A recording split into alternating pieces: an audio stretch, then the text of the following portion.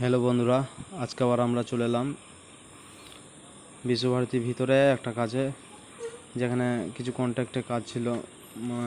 Earthing করতাম। আর্থিংয়ের জন্য রাজু এই মালগুলো নামাচ্ছে। এই বিল্ডিংটাতে কাজ করব বিশ্বভারতীর ভিতরে।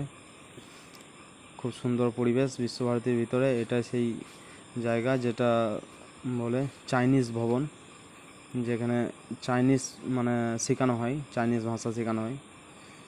ভিতরে আমরা চলে এলাম, এখানে কাজ করতে লাগলাম। আমরা কাজ শুরু করে দিয়েছি, অলরেডি দুটো আর্থিং করে দিয়েছি।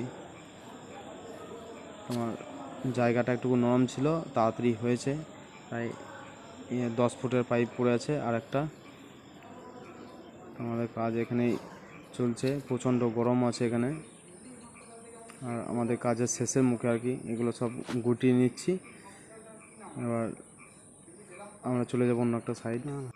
আর এটাই সেই কলেজ আর কি, যেখানে চাইনিজ পড়াশুনো শেখানো হয়। পাশেই ক্লাস হচ্ছে দেখলাম।